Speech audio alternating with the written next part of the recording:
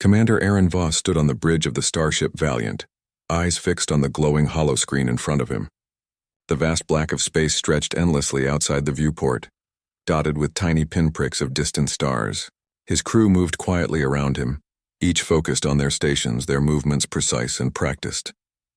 To anyone looking in from the outside, it was a calm, controlled scene. Yet beneath the surface, tension hummed like electricity through the air. For weeks, the Deathworlder fleet had patrolled this remote sector at the edge of explored space. The sector was empty, almost unnervingly so, with no signs of human activity, alien presence, or natural phenomena worth noting.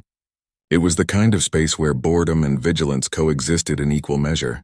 Humans called it the quiet frontier, a place where only the strongest, most adaptable explorers thrived. The Deathworlders were exactly that. Humans bred and trained to survive on worlds most species would call uninhabitable, capable of thriving in environments that would kill ordinary beings. Aaron, a tall man with sun-browned skin and sharp, steady eyes, had commanded fleets before, but there was something different about this patrol. It wasn't danger or difficulty that made his chest tighten, it was curiosity. Humans, Aaron knew, were born curious. It had been curiosity that pushed their species to survive when countless others had failed.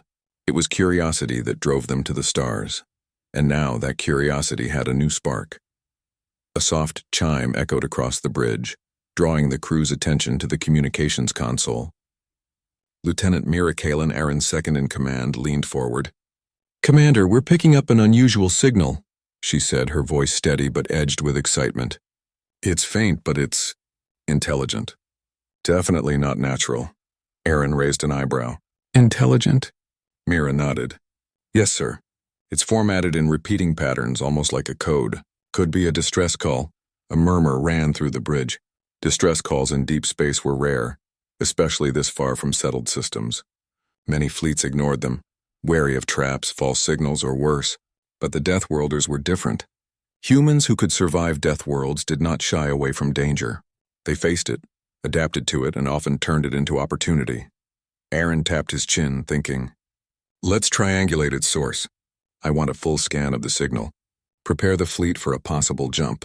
If this is a distress call, we're going to answer it." "Yes." "Commander?" Mira replied, her fingers flying over the console. The crew worked quickly, the hum of machinery and faint beeps filling the bridge. Aaron watched the holoscreen, noting the flickering blips that represented distant stars and ships in the sector. The signal originated from an uncharted system, at the very edge of their maps. It was faint, but persistent. As the minutes passed, the origin became clearer. A planet, barely visible through the interference, orbiting a dim star. The readings were strange. The planet's surface was turbulent, with violent storms and jagged terrain. It was almost uninhabitable, and yet the signal came from there.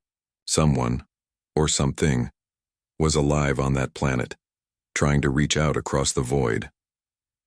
"Sir," said Ensign Kira Sol, monitoring the environmental scanners, "the planet's atmosphere is extremely hostile. High radiation levels, acidic clouds, and tectonic instability.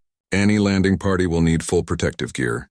Even the fleet will be at risk near the surface." Aaron's jaw tightened. "Noted. How far is it?" "About 3 light hours," Kira replied. "We can reach orbit in 6 hours with current trajectory." Aaron nodded. He turned to the bridge crew. "This won't be easy. The planet looks like a death world, but it's worse than any we've surveyed. Still, we don't leave sentient life to die if we can help it.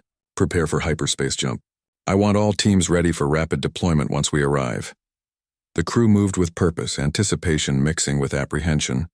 Deathworlders thrived in hostile environments, but even they understood the risks this mission posed. Still, the sense of purpose invigorated them. Humans had survived the deadliest worlds because they faced challenges head-on. This was no different. The Valiant powered its engines, and the fleet followed in perfect formation. The stars streaked into lines as the jump sequence began. Aaron leaned back, allowing himself a moment to think. Who or what was sending the signal? What kind of life could survive on a world this hostile? The jump ended with a sudden jerk, and the fleet emerged near the alien planet. The sight was breathtaking and terrifying.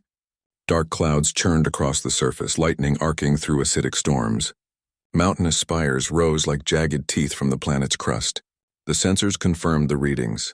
Gravity slightly stronger than Earth's, Toxic atmosphere, radiation bursts, seismic activity. It was a world designed to challenge life, and yet, life persisted there. Mira glanced at Aaron. "Sir, the signal is still active. It's stronger now. Whoever sent it is aware we're here." Aaron studied the planet, his mind working rapidly. "Prepare the scouts.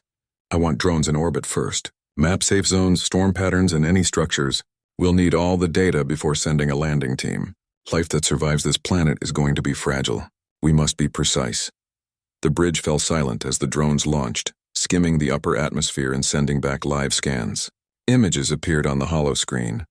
Jagged mountains, glowing fissures, and structures that seemed both alien and fragile, built from materials the scanners couldn't immediately identify. Smoke or mist rose from several locations, moving in patterns that suggested activity. Aaron's brow furrowed. There's definitely someone or something down there. And they're not attacking, which is unusual. Most species would defend themselves first. "This is a call for help." "Sir," Kira said quietly, "the drones are picking up. Small movement. Not human. Not any known species." Aaron's eyes narrowed. "Then they're different. That makes this even more important. Prepare the medics, engineers, and environmental teams. We might be dealing with life forms unlike anything we've seen, and we must be ready for anything." The next hours were filled with preparation. Landing craft were loaded with protective suits, medical supplies, portable shelters, and survival kits. The crew ran simulations for possible scenarios: hostile environment, unknown diseases, fragile life forms, structural collapses. Every angle was considered. The Deathworlders had trained for extreme worlds, but this planet was beyond anything on their records.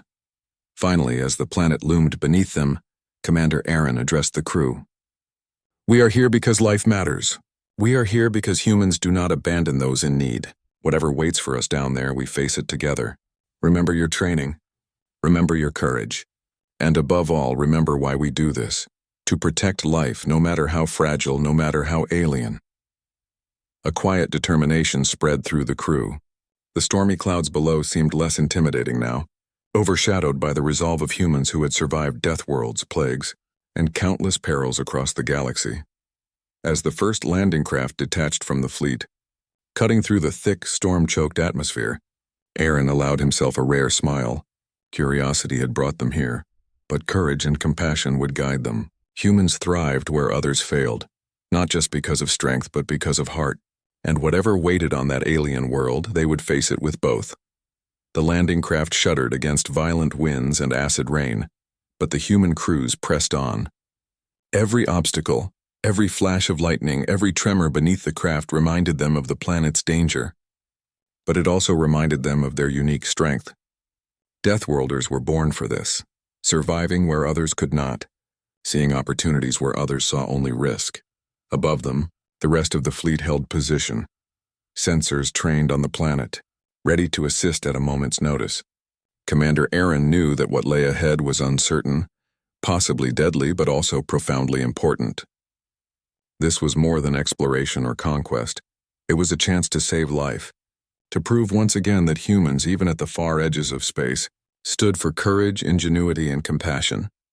And somewhere below, across jagged mountains and amidst raging storms, the aliens waited. They did not know if the beings who answered their call would bring salvation or destruction, but the first glimmer of hope had arrived, in the form of humans who thrived where death itself seemed to rule.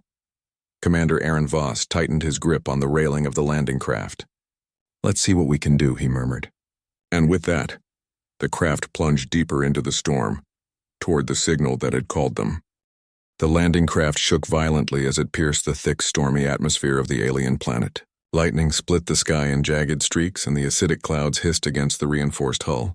Inside, the human crew gripped their seats, faces tense but eyes sharp. They had faced Deathworld storms before, but this planet was unlike any they had encountered. Even the most hardened veterans felt the weight of the danger surrounding them. Commander Aaron Voss tightened his harness and studied the planet through the thick viewport. Towering mountains, jagged cliffs, and deep fissures stretched as far as the eye could see. Between the mountains, faint glows flickered like fires, suggesting life or activity. The signal that had brought them here had grown stronger as they descended, confirming that something intelligent awaited them below. "Prepare for atmospheric entry adjustments," Aaron commanded. Keep altitude steady and avoid the high radiation zones. I don't want anyone taking unnecessary risks. Lieutenant Mira Kalin nodded, her fingers flying over the controls. Adjusting shields and thrusters, Commander. Storms are unpredictable, but we can navigate the safe paths. The landing craft groaned under the pressure of high winds and acidic rain. The crew's hearts pounded, yet their training kept them focused. Years of survival on Deathworlds had taught them to move calmly under pressure, to observe, adapt, and act decisively. This planet might kill the unprepared, but the Deathworlders thrived on challenges like this. Below, the terrain unfolded with terrifying beauty. Dark cliffs rose sharply from the ground, and jagged ridges crisscrossed valleys where the storms lashed relentlessly. Yet scattered among the harsh landscape were signs of structure: curved towers, low domes, and narrow pathways built into the rock. The aliens were alive, but barely. The structures were fragile, vulnerable to the planet's violent moods, yet they had endured long enough to send their desperate call. Commander, sensors are picking up movement, Ensign Kirasol reported. Her voice was calm, though her eyes betrayed excitement. Small creatures, humanoid in shape but clearly alien. They're moving carefully, avoiding the dangerous terrain. Aaron nodded. Maintain distance. Observe first. We don't know how they will react to our presence. We need to be cautious but ready to help.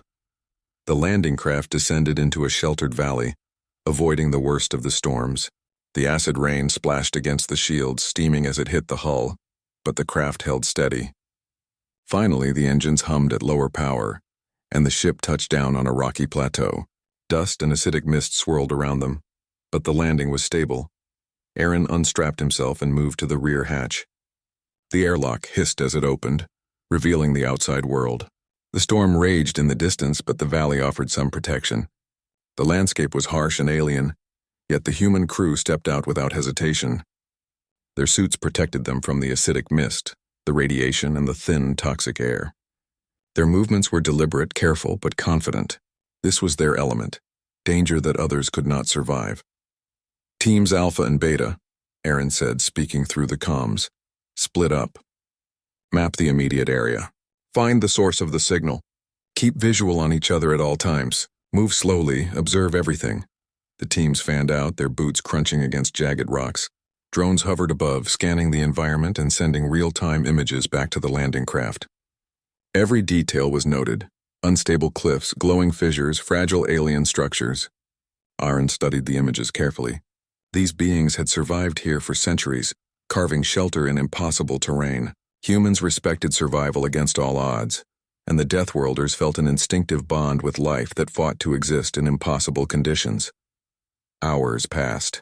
The teams moved cautiously through the valley, avoiding crumbling ridges and sudden fissures. Finally, Team Alpha spotted something unusual: a faint glow emanating from a series of low, domed structures built into the mountainside. Movement near the structures indicated life. Commander, we have visual confirmation, Mira reported.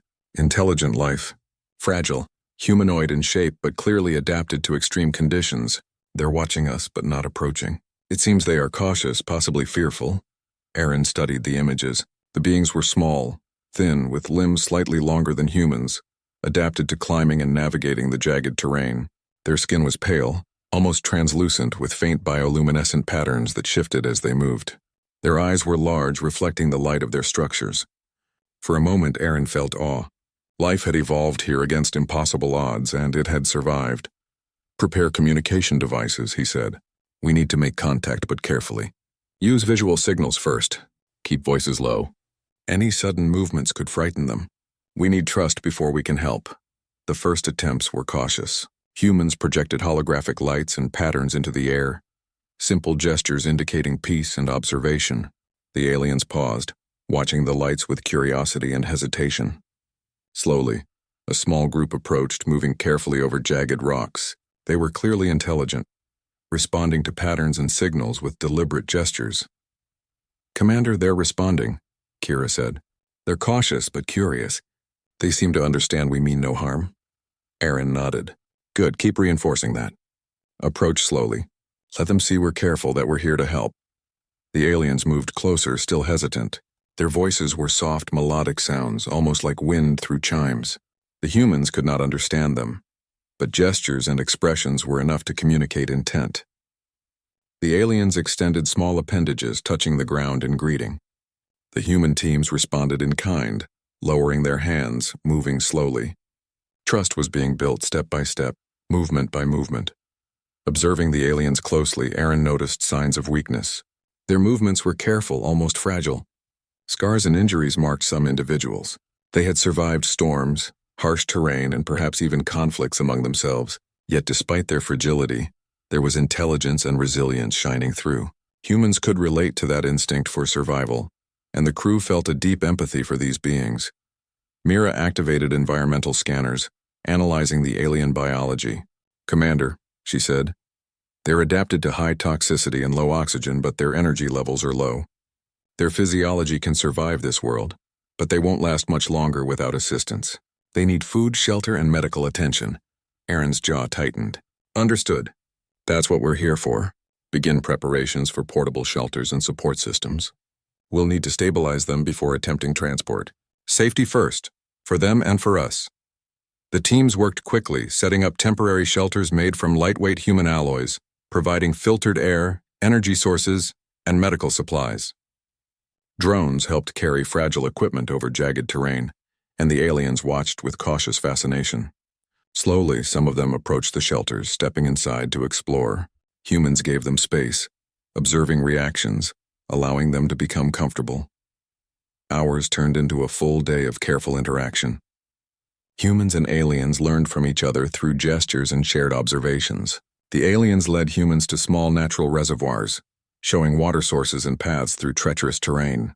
In return, humans provided clean water, shelter, and food, concentrates suitable for their biology. Trust grew, delicate but real. Aaron reflected on the progress. This was more than survival, it was connection. Humans had always thrived not just through strength but through empathy, intelligence, and adaptability.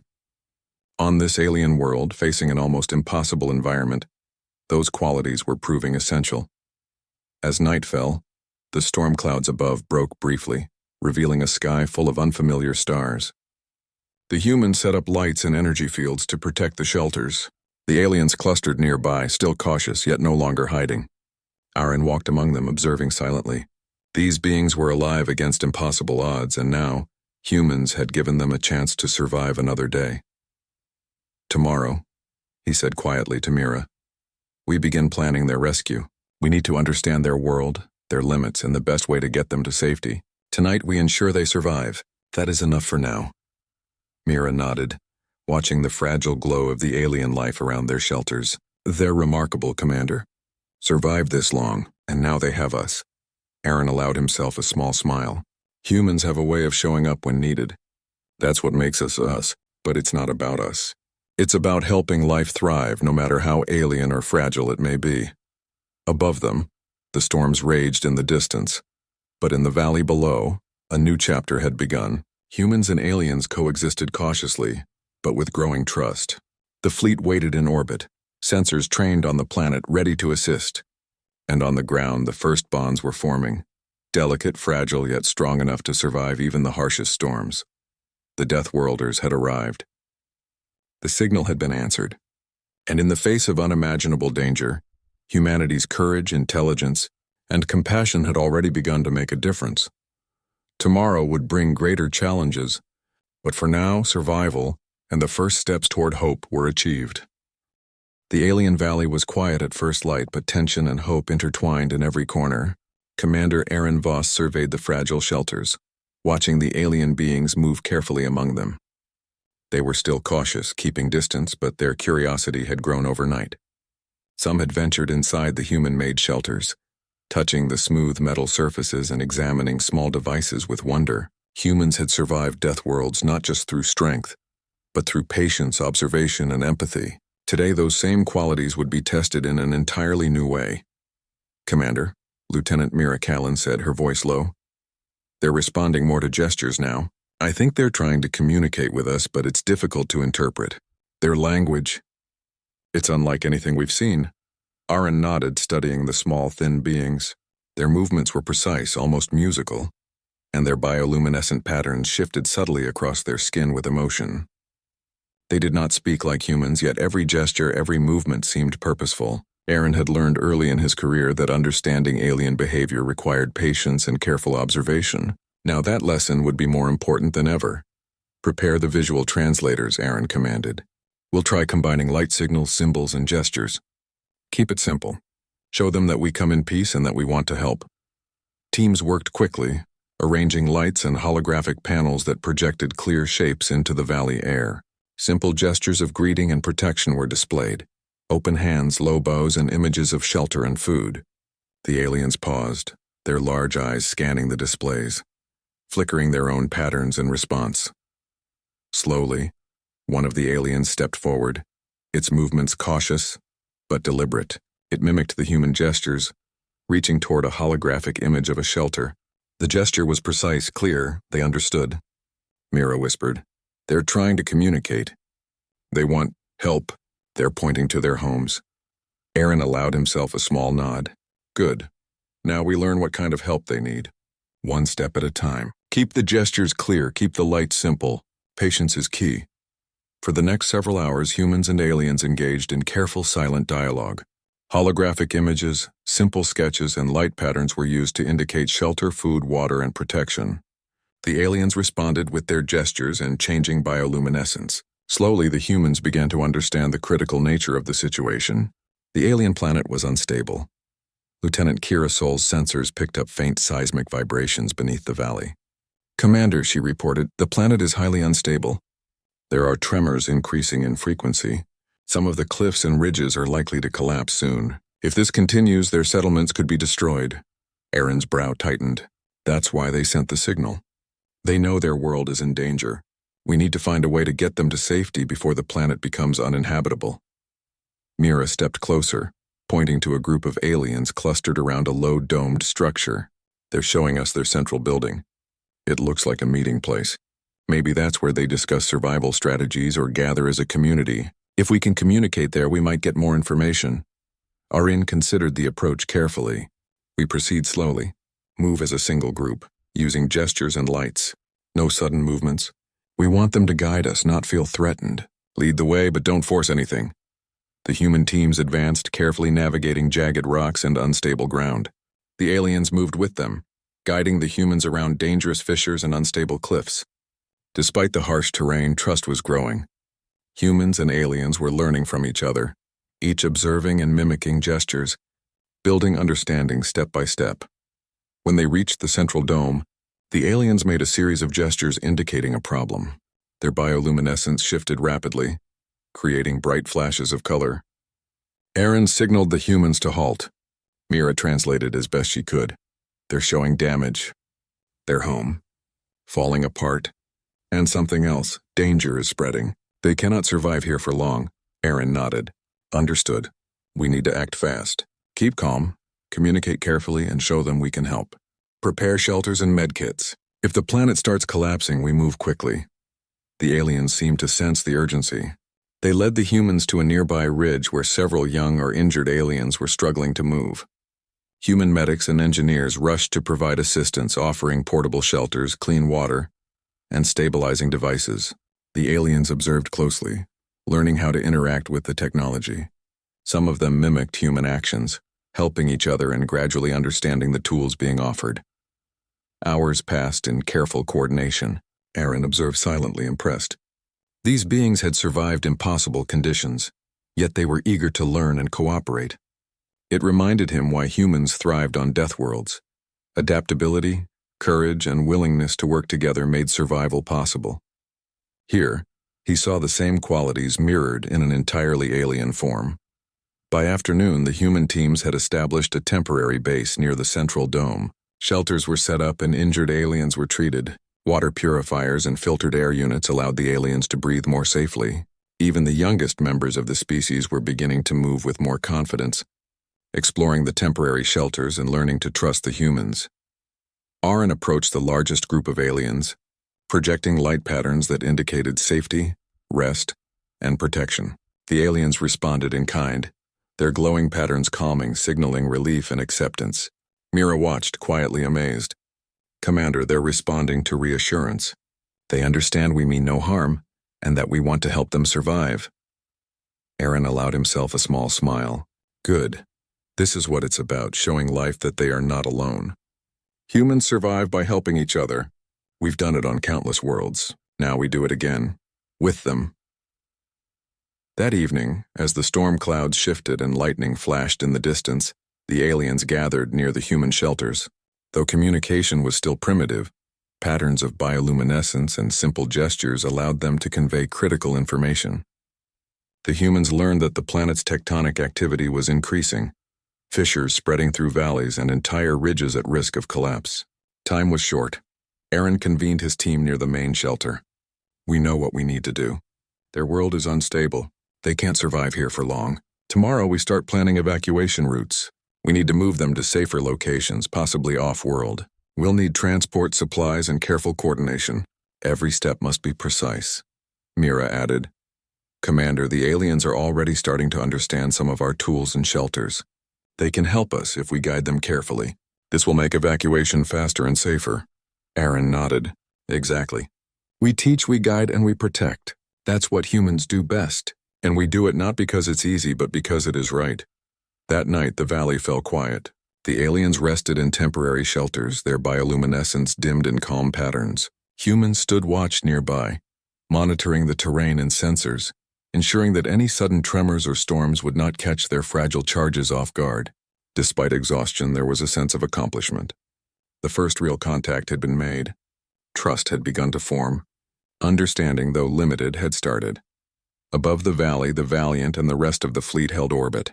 Sensors scanned for changes in the planet's atmosphere, tectonic activity, and potential hazards. The fleet stood ready to assist at a moment's notice. Commander Aaron knew that the real challenge had just begun. This planet was alive with danger and time was running out. But humans had faced impossible worlds before. They had survived Deathworlds, natural disasters, and countless perils in their history. And here they would do it again, this time for another species. Aaron looked around at his crew. Tomorrow we start moving them.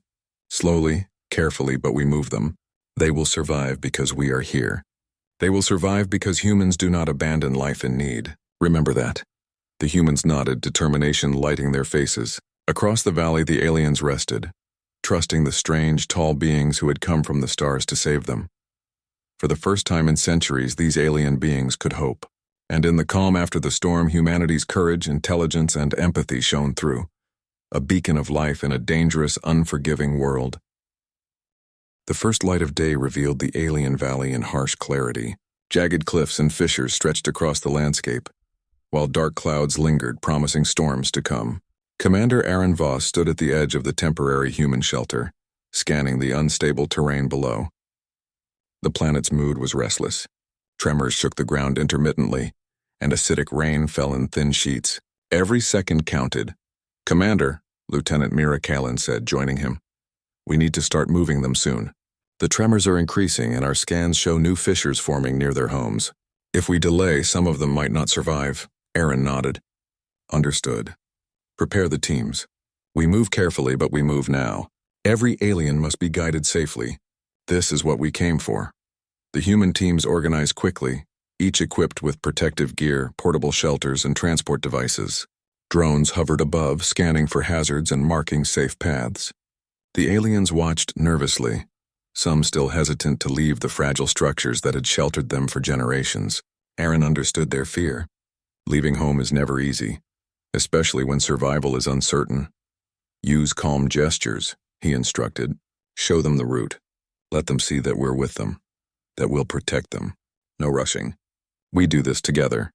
The evacuation began with the youngest and weakest aliens. Human medics carried them in lightweight protective carriers designed to maintain their environmental needs. The aliens observed and mimicked, learning quickly. Slowly, one by one, they followed the designated paths through valleys and ridges. The first challenge came sooner than expected. A fissure opened suddenly in the rocky ground, sending tremors through the valley. Dust and debris fell from the cliffs above. An alien froze, panic in its large eyes. Aaron moved immediately, signaling the humans to form a protective barrier. Everyone stay calm. Guide them slowly. The humans worked seamlessly. Engineers stabilized portable walkways and medics encouraged the frightened alien. The team's calm, coordinated efforts reassured the creature, and slowly it moved forward, following the path laid by the humans. Trust built over days was now being tested in a life-or-death situation. Hours passed as the evacuation continued.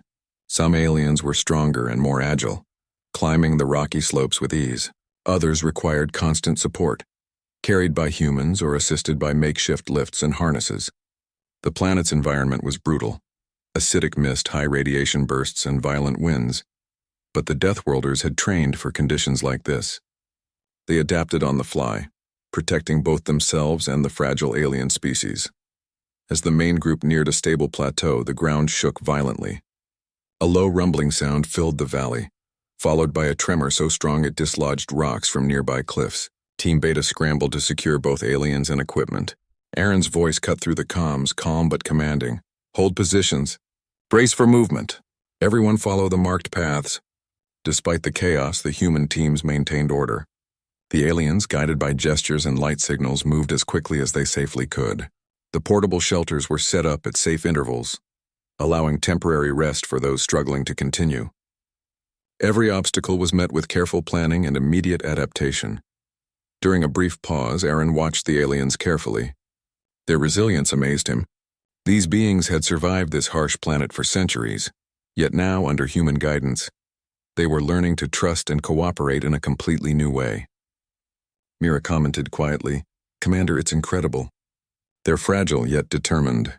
They remind me of humans on the first Deathworld expeditions." Aaron nodded. "Exactly. Strength comes in many forms. Survival isn't just physical. It's intelligence, courage, and cooperation. They have all three, and now we give them a chance to thrive beyond this world." As the evacuation progressed, the humans encountered another challenge. A sudden storm surged from the mountains, whipping rain and acidic mist across the plateau. Visibility dropped to near zero, and the wind threatened to knock over the fragile carriers holding the youngest aliens. "Deploy the shields," Aaron ordered. Portable energy shields unfolded instantly, forming a protective corridor for the aliens to move safely. The humans held the carriers tightly, ensuring no one slipped or fell. Slowly, inch by inch, they advanced through the storm. By mid-afternoon, the majority of aliens reached the main assembly point prepared by the humans. Portable shelters offered clean air and filtered water. The aliens clustered near their temporary homes, fatigued but safe. Aaron allowed himself a brief sigh of relief. This was only the beginning, but a critical step had been achieved. The aliens had survived the most immediate dangers of their collapsing world. "Commander," Kira Sol reported from the sensors, "the planet's activity is accelerating. Large fissures are opening across the valleys, and some of the mountain ridges are beginning to collapse. We don't have much time before the remaining settlements are destroyed." Aaron's expression hardened. "We move the rest immediately.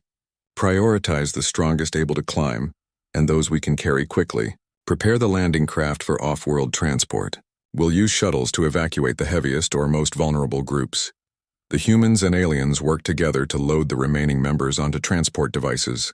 The aliens had begun to understand how to cooperate with humans, guiding each other and even helping carry some of their own. The storm continued to rage, yet the combination of human technology, careful planning, and alien cooperation allowed the evacuation to continue steadily. Suddenly, a loud roar shook the valley. A massive tremor split the ground, sending rocks tumbling from cliffs above. Team Alpha scrambled to stabilize the situation. Aaron moved immediately, signaling emergency measures. "Brace, protect the carriers. Keep moving forward." Despite the danger, the Deathworlders held steady. Their experience in hostile environments proved invaluable. Each alien was guided, shielded, and reassured. Step by step, they moved toward the final evacuation point. Finally, the last of the aliens reached the temporary landing zone. The human shuttles hovered just above the valley floor, ready to carry the fragile beings to orbiting ships. One by one, the aliens stepped onto the shuttles, guided by calm gestures and light signals. Even the youngest and weakest made it safely. The crews worked tirelessly, ensuring every alien was accounted for. Aaron climbed aboard a shuttle last, ensuring the evacuation was complete. He watched the valley below, now chaotic with fissures and storm activity, and allowed himself a rare moment of reflection. Humans had survived Deathworlds, natural disasters, and countless threats. Today they had ensured another species could survive too. The shuttles lifted off just as a massive tremor shook the valley, sending rocks tumbling and clouds of dust into the sky. The humans guided the aliens toward orbit where the fleet awaited. From the safety of orbit, Aaron could see the full extent of the destruction beginning to unfold. The planet's surface was fracturing rapidly, fissures widening, cliffs collapsing. Had they delayed any longer, entire communities would have been lost. "Commander," Mira said, monitoring the fleet's sensors. "We did it. Everyone is aboard and the evacuation is complete. They're safe for now." Aaron allowed himself a small, exhausted smile. "Good work, everyone. This is why humans survive. Not because we are strongest, but because we do not give up on life in need. We adapt, we protect, and we act with purpose. Today, another species has a chance to live because of that." The aliens huddled together on the shuttle deck, still nervous, but beginning to understand safety. Their bioluminescence shifted in patterns that mirrored relief and curiosity. Though their planet was dying, their lives had been preserved, and in that they began to hope. As the shuttles ascended, Aaron looked out at the fractured landscape below. Humans had faced impossible odds before, yet here, on an alien death world, they had proven again that courage, intelligence, and compassion were more powerful than any storm, fissure, or danger. Above them, the Valiant and the rest of the fleet prepared for the next phase, transporting the aliens to a safe, habitable world. The mission was far from over, but the hardest part, the immediate rescue from the collapsing planet, had succeeded. "Set course for the nearest habitable system," Aaron ordered. "We have a new crew to protect and we will see them thrive." Mira glanced at him, admiration in her eyes. "They're going to survive because of humans. Because of you, Commander." Aaron shook his head slightly, a humble smile on his face. "Not me alone, all of us. This is what humanity does. We face the impossible together, and we protect life wherever we find it."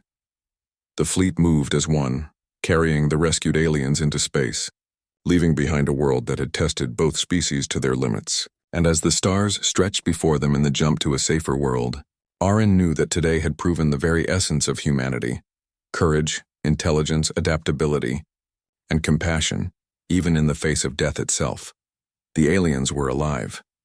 Humanity had prevailed, and the galaxy had witnessed yet another moment where humans, the Deathworlders, had risen to meet impossible challenges. The fleet glided through hyperspace, carrying the rescued aliens toward a habitable world in a nearby system. Commander Aaron Voss stood on the bridge of the Valiant, watching the holoscreen display the course ahead. Stars stretched into long lines, and for the first time since the rescue, the atmosphere in the fleet was calm, almost hopeful. The immediate danger had passed, but the mission was far from over. "Commander," Lieutenant Mira Callan said, her voice soft with anticipation, "the planet we've targeted is fully habitable. Atmosphere is Earth-like, gravity normal, and the terrain is suitable for establishing a settlement. We can safely begin relocation." Aaron nodded. "Good. Prepare landing teams and support equipment. We need to make the transition smooth for them. They've survived impossible conditions. Now we help them start anew." The aliens were gathered in the shuttle bays, curious and wary. Many of them had begun to trust the humans who had saved their lives.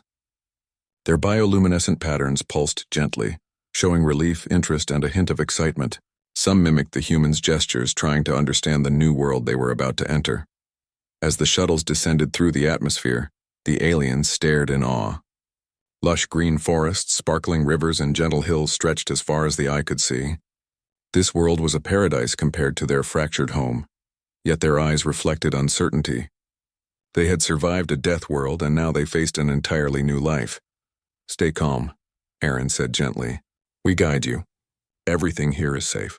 Move slowly, observe, and explore with us." The shuttles touched down on firm ground, and humans led the aliens out of the craft.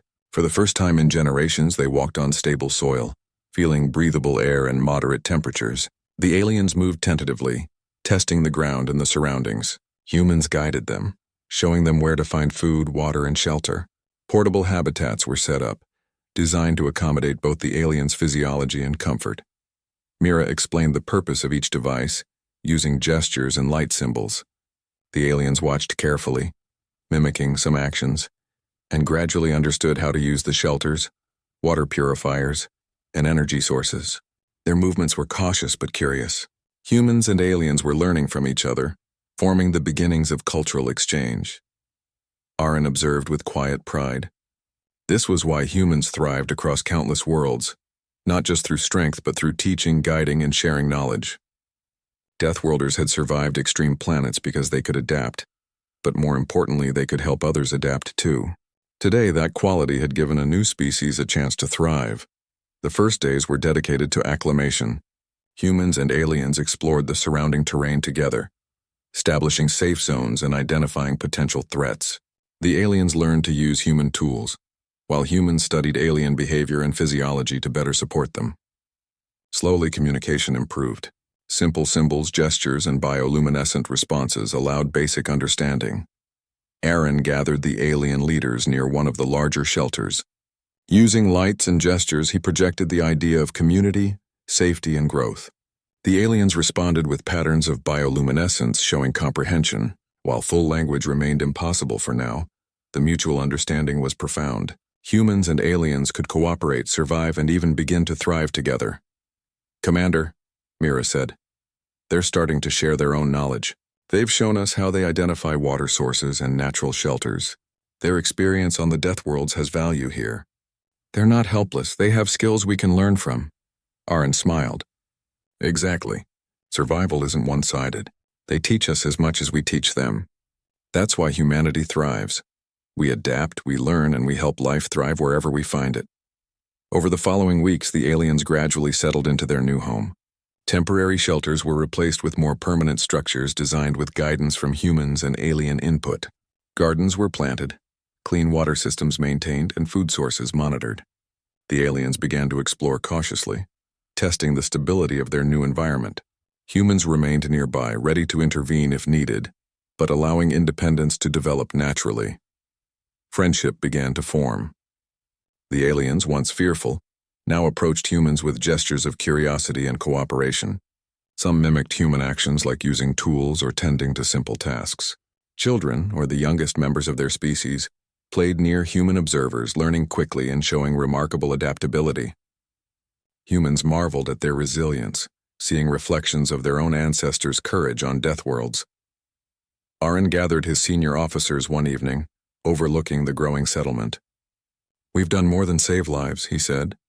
"We've created a chance for a new beginning. These beings will survive because we were here.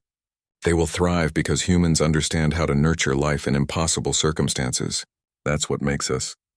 Mira nodded. "Commander, I think they understand that too.